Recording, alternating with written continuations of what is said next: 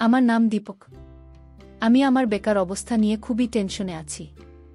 জায়গায় জায়গায় চাকরি খুঁজতে খুঁজতে ক্লান্ত হয়ে পড়েছি। আজকে এক জায়গায় আমার ইন্টারভিউ ছিল, কিন্তু সেখানেও চাকরি পেলাম না। প্রচণ্ড গরমে কপালের ঘাম মুছলেন আর গভীর নিঃশ্বাস নিয়ে ভাবলাম, আজকে যে সূর্যের চারিদিকে আগুন লাগিয়ে দিয়েছে, মনে হচ্ছে সূর্যদেব আমার পরীক্ষা করছেন। আগে থেকেই চাকরির টেনশনে ছিলাম, আর আজকে এত গরম মাথা খারাপ করে দিল। আমি আমার হাতে ধরা ফাইল মাথার উপরে নিয়ে নিজেকে সূর্যের হাত থেকে বাঁচানোর চেষ্টা করলাম। রাস্তার পাশ দিয়ে বড় বড় পায়ে হেঁটে যাচ্ছিলাম। তখনই হঠাৎ একটা গাছ দেখতে পেয়ে সেই গাছের নিচে এসে দাঁড়ালাম। গাছের ছায়ে দাঁড়িয়ে কিছুটা শান্তি অনুভব হলো। ব্যাগ থেকে জলের বোতল বের করে জল খাওয়ার জন্য যখনই বোতল মুখে লাগলাম, তখন দেখলাম জলও শেষ হয়ে গেছে। তৃষ্ণার কারণে আমার অবস্থা খারাপ। এদিক সেদিক তাকিয়ে কোথাও জলের কল দেখতে পেলাম না। সবাই নিজের নিজের কাজে ব্যস্ত, একমাত্র আমি আছি যে বেকার। জলের খালি বোতল নিয়ে আমি আশপাশে চোখ ঘোরালাম, তাতে কোথাও থেকে জলের ব্যবস্থা করা যায়, কিন্তু কোথাও জল নজরে পড়ল না। যদি কোথাও জলের কল দেখতে পেতাম, তাহলে এই বোতলটি ভরে নিতে পারতাম। সবে আমি আশেপাশে দেখছিলাম, তখনই আমার মনে হলো কেউ যেন আমার পাশে দাঁড়িয়ে আছে। তখনই কেউ একজন আমার সামনে ঠান্ডা জলের বোতল এগিয়ে দিল। হাতটা যে আমার দিকে এগিয়ে দিয়েছিল, তার হাত দুধের মতো ফর্সা হাতে, আঙুলে একটা সোনার আংটি আর চকমকে চুড়ি পরা। আমি হাত দেখে চোখ উঠিয়ে যখন সেই মানুষটির মুখের দিকে তাকালাম, তখন চমকে উঠলাম যে তিনি তো একজন মহিলা, যিনি গোলাপি কালারের শাড়ি পরেছিলেন। মহিলাটি খুব সুন্দরী। তার বয়স 40 বছরের মতো হবে। এত বয়স হওয়ার পরেও শরীর দেখে মনে হচ্ছে যে কোনো 18-19 বছরের মেয়ে। তার চোখে একটা অদ্ভুত জ্যোতি ছিল, আর হাইফাই মেকআপ করা মুখে হালকা হাসি লেগেছিল। সে বলতে লাগলো, এই নাও, জলটা খেয়ে নাও। তোমার তৃষ্ণা লেগেছে তো? আমি ওখানে দাঁড়িয়ে অনেকক্ষণ ধরে তোমাকে দেখেছিলাম। তোমাকে দেখে আমার কিছুটা টেনশনে মনে হচ্ছে। আমি জলের বোতলটা তার হাত থেকে নিয়ে জল খেতে লাগলাম, কেননা আমার খুব তৃষ্ণা লেগেছিল। এক নিঃশ্বাসে সমস্ত জল শেষ করে সেই বোতলটা মহিলাকে ফেরত দিয়ে দিলাম। তিনি এত বেশি সুন্দরী ছিলেন যে আশেপাশের অনেক ছেলে তাকে ঘুরে ঘুরে দেখছিল। তার গেটআপ দেখে মনে হচ্ছিল সে খুব ধনী আর ভদ্র ফ্যামিলির মহিলা। আমি সেই মহিলাকে থ্যাংক ইউ বললাম, আর তাকে বললাম যে আমি এখানে পাশেই আমার চাকরির ইন্টারভিউয়ের জন্য এসেছিলাম। অনেকদিন থেকে চাকরি খুঁজছি, কিন্তু এখনও চাকরি পাইনি। আমি ভারতের অসংখ্য বেকারের মধ্যে একজন। অনেক জায়গাতে চাকরির জন্য ইন্টারভিউ দিয়েছি, কিন্তু প্রতিবার আমার কপাল আমাকে খালি হাতে ফিরিয়ে দিয়েছে। আমি জানি চাকরি পেতে গেলে শস্যের দরকার হয়, কিন্তু আমার কোনো সোর্স নেই। এত পড়াশোনা জেনে কোনো লাভই হলো না। যাই হোক, আপনাকে অসংখ্য ধন্যবাদ। আমি সেই মহিলাকে আরেকবার থ্যাংক ইউ বলে তাড়াতাড়ি করে বাড়িতে ফিরতে চাইছিলাম, কেননা বাড়িতে আমার অসুস্থ মা এবং যুবতী বোনের খাবার জন্য চাল, ডাল, সবজি নিয়ে যেতে হবে। আমি এসব নিয়ে বাড়িতে যাব, তারপরে বাড়িতে রান্না চলবে, কেননা বাড়িতে একমাত্র আমিই ছিলাম যার উপরে বাড়ির সমস্ত দায়িত্ব ছিল। তাই আমি এখানে বেশি সময় নষ্ট করতে পারব না। আমি দ্রুত পায়ে সেই মহিলার কাছ থেকে নিজের বাড়ির দিকে হাঁটা লাগালাম। টাকা বাঁচানোর চক্করে আমি বেশিরভাগ সময় পায়ে হেঁটে যেতাম, কেননা রিকশায় উঠলে পয়সা দিতে হবে। কেউ তো আর ফিতে আমাকে বাড়ি অবধি পৌঁছে দেবে না। টাকা পয়সার খুব অভাব ছিল, তাই অনেক ভেবে চিন্তে চলতে হতো। আমি সবেমাত্র সেই নির্জন জায়গা ছেড়ে এগিয়ে এসেছিলাম, তখনই মনে হলো কেউ যেন আমার পিছনে নিয়েছে। আমি পিছন দিকে তাকিয়ে দেখলাম গোলাপি শাড়ির মহিলা আমার পিছন পিছন আসছেন। আমি তাকাতে এসে হালকা হেসে আমার দিকে দেখতে লাগল।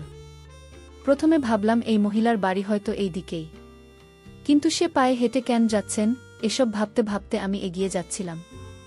সেই মহিলাও আমার পাশে এসে আমার সঙ্গে সঙ্গে হাঁটতে লাগল। আমি 1 সেকেন্ডের জন্য থেমে গেলাম। আমার থামার সাথে সাথে সেও থেমে গেল। এই মহিলার ব্যবহার আমার খুব অদ্ভুত লাগে। না হলে এত সুন্দরী একজন মহিলা আমার পেছনে নেবে কেন? কিন্তু তবু আমি তার দিকে ঘুরে তাকিয়ে থাকে বললাম, কি ব্যাপার ম্যাডাম, আপনি আমার পিছন পিছন আসছেন কেন?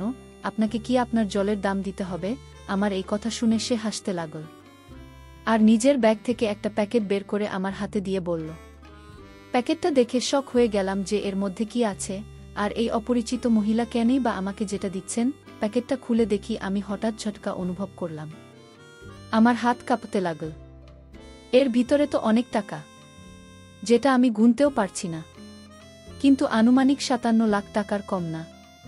এদিকে আমার পকেটে শুধু ৫ টাকার মতো পড়ে আছে। মহিলাটি বললেন, এখানে ৫ লাখ আছে, আমি এই টাকাটা তোমাকে দিয়ে দেব। এটা তোমার হতে পারে। তুমি কি এই ৫ লাখ টাকার মালিক হতে চাও? মহিলাটির কথা শুনে আমি অবাক হয়ে গেলাম। তিনি আমাকে কোনো কাজের জন্য এত টাকা দিচ্ছেন। আমি জিজ্ঞেস করলাম, আপনি এত টাকা আমাকে কেন দিতে চান? আমি তো আপনাকে চিনিই না। আমি আপনার কোনো কাজ করেছি? তাহলে আপনি কেন এত টাকা আমাকে দিতে চাইছেন ম্যাডাম? আপনি কি আমাকে বোকা বানাচ্ছেন? সেই মহিলা আমার দিকে তাকিয়ে বললেন, তোমাকে একটা কথা বলতে চাই, কিন্তু এখানে নাচলো সামনে কোথাও বসে ধীরে সুস্থে কথাবার্তা বলি। সেই মহিলাটা আমার আগে আগে চলছিল, আর আমি তার পিছনে পিছনে। আমার মন যেন খুশির ডানা মেলেছিল। আমি তো ৫ লাখ টাকার জন্য সব কিছু করতে রাজি। এই ৫ লাখ টাকা আমার মতো গরিবের জন্য কম টাকা নয়। ৫ লাখ টাকা পেলে আমি তো নিজে কোনো ব্যবসা করতে পারব।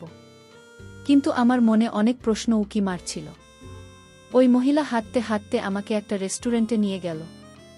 রেস্টুরেন্টের ভেতরে আসার পরে আমরা দুজন এক কোণে বসলাম। তিনি ওয়েটারকে বলে কফির অর্ডার দিলেন। কিছু সময় পরেই তার ফোনে কারো ফোন এল, আর সে কথা বলার জন্য চলে গেল। সেই সময় আমি আশেপাশে তাকিয়ে রেস্টুরেন্টে ভালোভাবে দেখছিলাম। এটা অনেক বড় রেস্টুরেন্ট, আর এখানে ধনী লোকেরাই আসে। আমি তো কখনো এর পাশ দিয়ে যাইনি, কেননা আমার এত ক্ষমতা নেই। কিছু সময় পরে সেই মহিলা এসে চেয়ারে বসে পড়ল। ওয়েটার কফি নিয়ে এসেছিল। তিনি আমাকে বললেন, কফি খেতে খেতে কথা বলি।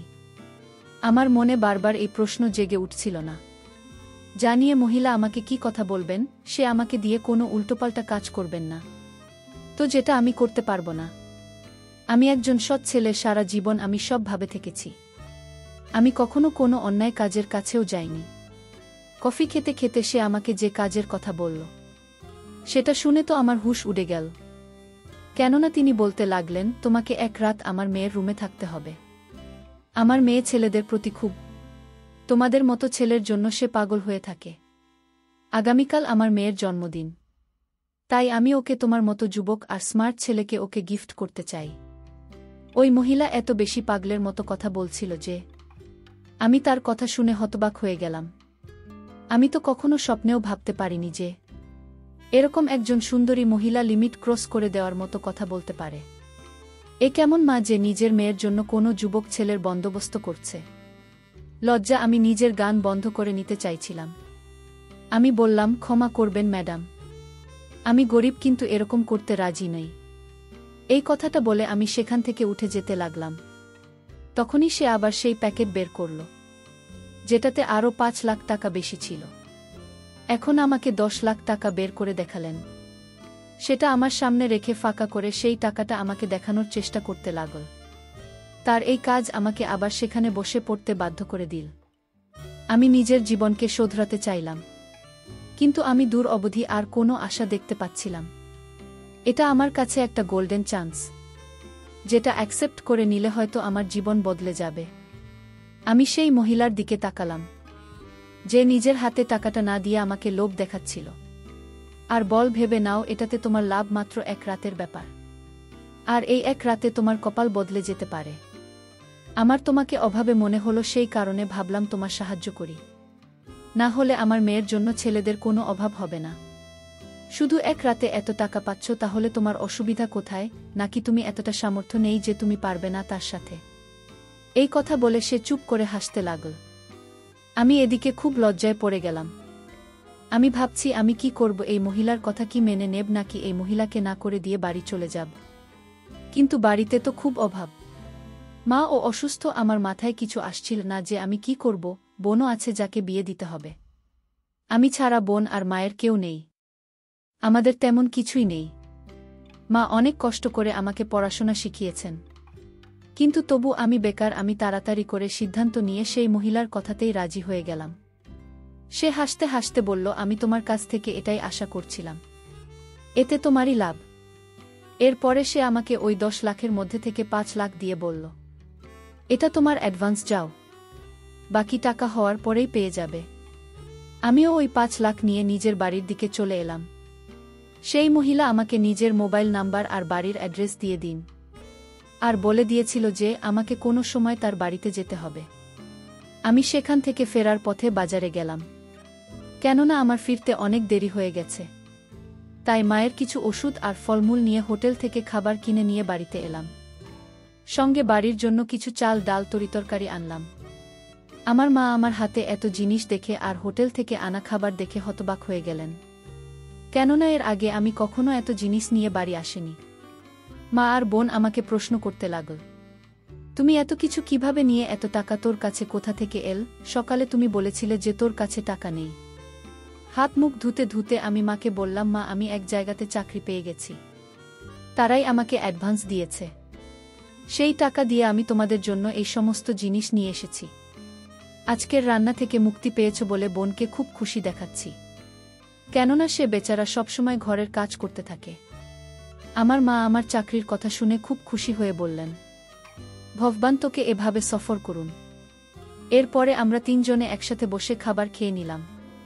কিন্তু আমার ধ্যান এখনও সেই মহিলার দিকেই ছিল যে তার মেয়ের সাথে ঘরে থাকার জন্য আমাকে 10 লাখ দেবে। এটা কি সত্যি নাকি আমাকে বোকা বানাল? এখন যাই হোক, এটা সত্যতা তো কালকেই জানতে পারব। আমি পরের দিন সকাল সকাল তৈরি হয়ে ঘর থেকে বেরোতে যাব। তখন আমার মা জিজ্ঞেস করলেন যে আমি এত সেজেগুজে কোথায় যাচ্ছি। আমি মাকে বললাম, আমি কালকে তোমাকে বলেছিলাম যে আমি চাকরি পেয়েছি, এখন সেখানে যাচ্ছি। তুমি ভগবানের কাছে প্রার্থনা করো যাতে তোমার ছেলে সফল হতে পারে। যদি তোমার ছেলের সফল হতে পারে তাহলে আমাদের সকলের ভাগ্য বদলে যাবে। আমার মা এই কথা শুনে খুশি হয়ে গেল। আমি বাড়ি থেকে বেরিয়ে একটা অটো রিক্সা ধরে সেই মহিলার বলা ঠিকানায় গেলাম। সেই মহিলার বাড়িতে পৌঁছে বাড়ি থেকে তো আমি হতভম্ব হয়ে গেলাম। আমি আবার নিজের কাছে থাকা অ্যাড্রেস দেখলাম, তারপরে আবার এই বাড়িটাকে দেখলাম। এটা কোনো বাড়ি নয়, বরং একটা রাজমহল, এক বড় আর সুন্দর বাড়ি। প্রথমবার দেখছি, কিন্তু আমি এটা ভেবে অবাক হলাম যে এত ধনী মহিলা এত অন্যায় কাজ কিভাবে করতে পারেন। বাড়ির বাইরে দাঁড়িয়ে তার দেওয়া নম্বরে কল করলাম। সে আমার কল রিসিভ করে জিজ্ঞেস করলেন, তুমি কোথায়? আমি তাকে বললাম যে আমি আপনার বাড়ির বাইরে দাঁড়িয়ে আছি। আমার কথা শুনে সে সব খুলে বললেন, আরে তুমি বাইরে দাঁড়িয়ে আছ কেন? তাড়াতাড়ি করে ভেতরে এসো, আমি অনেকক্ষণ ধরে তোমার অপেক্ষা করছি। আমি ভয়ে ভয়ে সেই বাড়ির ভিতরে গেলাম, কারণ এরকম বাড়ি এর আগে আমি শুধুমাত্র সিনেমাতেই দেখেছি। বাড়ির ভেতরে ঢুকে দেখলাম সেই মহিলার সামনে তৈরি হয়ে দাঁড়িয়ে আছেন। আজকে তো সে খুব ছোট জামা পরেছিল, আর তার শাড়ির আঁচল ও তার কাঁধের উপর ছিল না। সেই মহিলাটি আমাকে বললেন, মনে রেখো, তুমি যদি আমার উদ্দেশ্য ঠিকভাবে না করো তাহলে তোমাকে আমি টাকা দেব না। যদি তোমাকে টাকা নিতে হয় তাহলে আমার কথামত করতে হবে। তারপরে তিনি আমাকে বসতে বললেন, আর চাকরানীকে ডাক দিয়ে বললেন, অতিথি এসেছে, তার জন্য চা বানিয়ে নিয়ে এসো। আমি খুব বেশি নার্ভাস ফিল করছিলাম। তখন ওই মহিলাটি বলতে লাগলেন, তোমাকে যে কাজের জন্য এখানে ডাকা হয়েছে সেটা রাতে শুরু হবে, ততক্ষণ এখানে বসে টিভি দেখে টাইম পাস করো। আমি টিভি এবং মোবাইল দেখে সারাদিন পার করে দিলাম। এখানে আমাকে কিছু সময় পরপর কিছু না কিছু খেতে দেওয়া হচ্ছিল। রাত হলে সেই মহিলাটি আমার কাছে এসে বলতে লাগলেন, তোমার অপেক্ষা শেষ হয়েছে, এখন তোমাকে আমার মেয়ের ঘরে যেতে হবে। সে তোমার জন্য অপেক্ষা করছে। আমার হৃদয়ের গতি বেড়ে গেল, কারণ আমি তো একটা যুবক ছেলে, আর আমি ফিলিংস এর উপরে কতক্ষণ কন্ট্রোল করতে পারি। আমি মনে মনে ভাবছি, যতটা সুন্দরী এই মহিলা, এর মেয়ে ও নিশ্চয়ই ততটাই সুন্দরী হবে। আর যেখানে মা নিজেই নিজের মেয়ের ঘরে আমাকে পাঠাচ্ছেন, সেখানে আমি কেন এই সবের জন্য নিষেধ করব? আমি সেখান থেকে সিঁড়ি দিয়ে উঠতে উঠতেই মহিলার মেয়ের ঘরের বাইরে এসে পড়লাম। ওর মা নিজের ঘর খুলে দিল। আমার হৃদয় খুব জোরে জোরে ধুকপুক করছিল, আর আমি ঘরের ভিতরে পা রাখলেই যে দৃশ্য আমার সামনে ভেসে উঠল তা তো আমার পায়ের তলা থেকে মাটি সরিয়ে দিচ্ছিল। ঘরটা এমনভাবে সাজানো হয়েছিল যে আজকে আমার বাসার রাত। একটা ভীষণ সুন্দরী মেয়ে বিছানায় শুয়েছিল। এত বেশি সুন্দরী মেয়ে আমি এর আগে কখনো দেখিনি। কিন্তু একটা অদ্ভুত ব্যাপার হলো যে মেয়েটা হয়তো ঘুমিয়েছিল। অথবা বেহুশ হয়েছিল।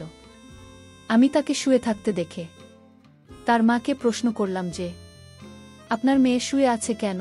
তখন মহিলা আস্তে আস্তে বলতে লাগলেন যে অজ্ঞান হয়ে আছে, আর আমি নিজেই অজ্ঞান করে দিয়েছি। তোমাকে যেটা বলেছি তুমি শুধু সেটাই করো, আর সম্পূর্ণ হয়ে গেলে তুমি তোমার বাকি টাকা নিয়ে চলে যেও। আর বাইরে থেকে দরজা বন্ধ করে দিলেন। আমি আস্তে আস্তে হাঁটতে হাঁটতে ওই মেয়েটার পাশে গিয়ে দাঁড়ালাম। মেয়েটি এত বেশি সুন্দরী ছিল যে তার মুখের উপর থেকে আমার চোখ সরছিল না। আমি তাকে দেখতে থাকলাম। তারপরে উদ্দেশ্যের জন্য আমাকে টাকা দেওয়া হতো। আমি সেই উদ্দেশ্য দিকে ধ্যান দিলাম। এই ঘরে আমার প্রায় 2 ঘন্টা কেটে গেছে, আর এই মেয়েটা আমার হৃদয় চুরি করে নিয়েছে।